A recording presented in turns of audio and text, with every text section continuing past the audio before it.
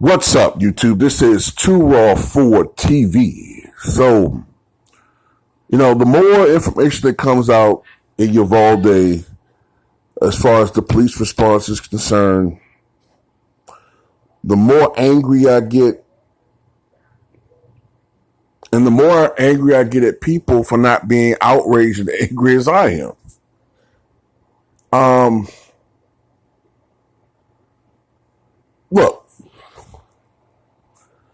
I was not aware until just now that a child and a teacher were calling 911 from within the classrooms.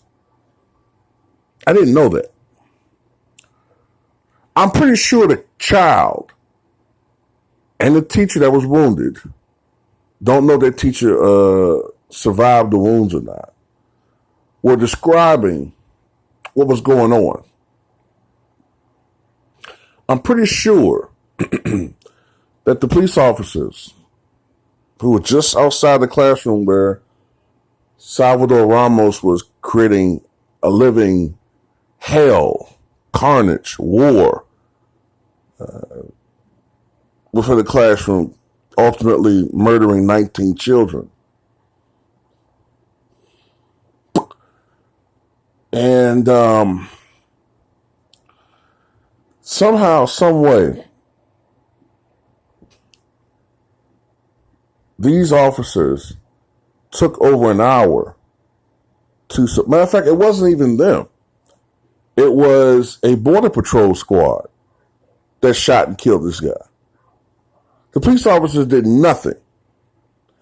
Oh, except from apparently lie about what they did in the police report, and also, attacking apparently teachers and parents frantically going into or trying to go into the school to get their children. Somehow they had the energy to arrest them or handcuff them or tase them, people who don't pose a fucking threat. But we pay all these fucking tax dollars for you to go down there and do nothing. Don't know if you're aware of this, but in Oklahoma, there was a festival going on, and police were there, but somehow, even though police presence is there, and you would think they'd be extra on guard because of all the things that are going on nowadays, somehow a gunman shot 8 people, including, including killing one person. Now, my thing is, why is it that this guy was able to get off, I'm assuming, at least 8 shots before it was stopped? Now, I don't know if the person was shot and killed. I don't know. But what's happening? What's going on that's causing these people to be able to get so many shots off? You look at Buffalo, right? And you look at this situation. And it wasn't until Border Patrol shot and killed them. So, in Oklahoma, I'm just assuming certain things. And they presumed one thing, I believe, in Uvalde till they saw that he wasn't. So they saw, okay, well, we could kill him. His life isn't worth anything. And by that, I'm not saying that his life was worth a fucking thing anyway. But there's a pattern here.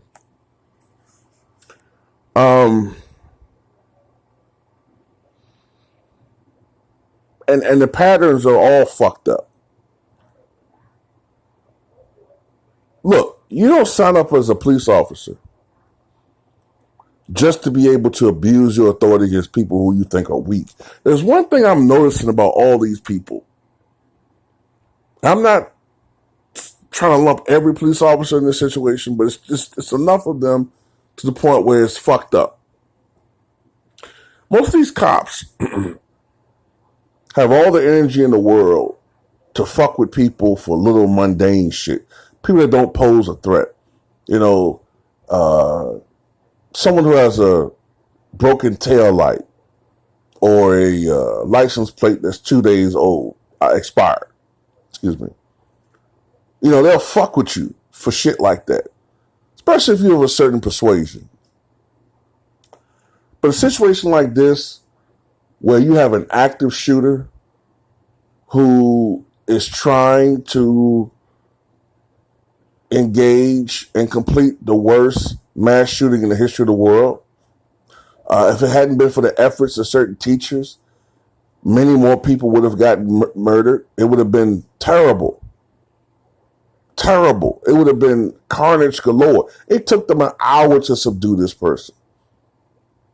Where was the security police presence to prevent him from getting into the school? And why did it take officers or anybody an hour to subdue this guy?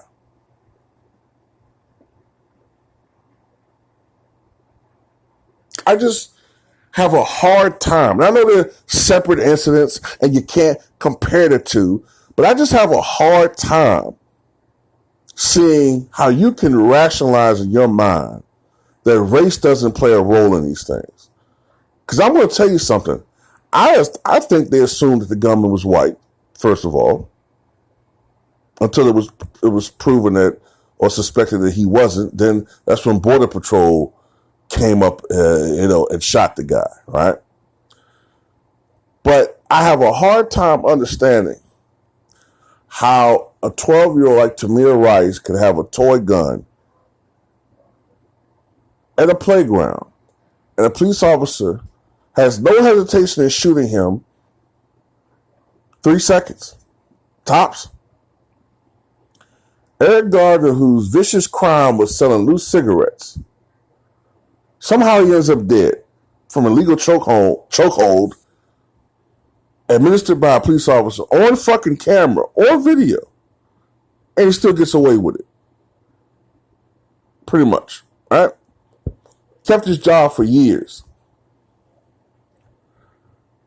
Yet the situations like these with these crazed shooters, you're not Billy Badass with these. You're confused and you don't know whether. No, what it is like I said before, a lot of these guys are a bunch of fucking bullies. These guys are itchy trigger-fingered motherfuckers who want to prey upon certain people. But when someone brings a fight to their ass, they get cowardly and run. How many times have we seen over the past couple of years police officers running away from smoke?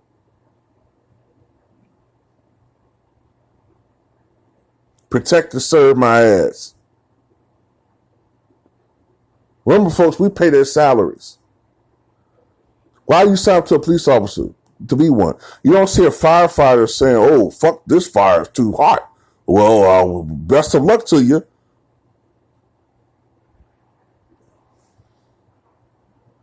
But when we say these police reform in this country, oh, you're disrespecting it's unpatriotic. Well, I'll tell you what, there's already been at least 30 mass shootings in schools already this year. Let the carnage continue. Keep arguing about shit that don't matter.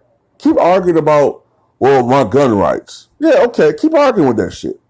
When this shit gets too close to home for you, don't come on TV crying and boo-hooing, because anybody else is just a statistic, and your rights mean more than other people's lives.